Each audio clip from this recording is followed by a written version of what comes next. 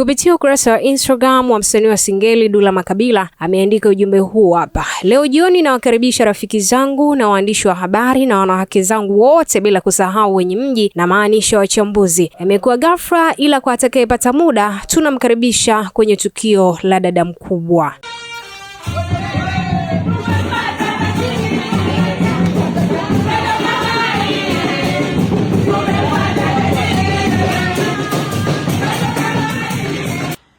Mimi niseme tu, hii ndoa bwana mambo ya mwisho.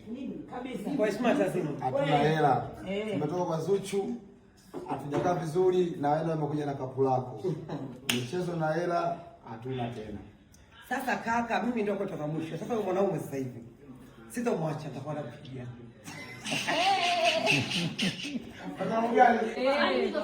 Nataka tuelane. Wewe basi wewe kushuti jamani.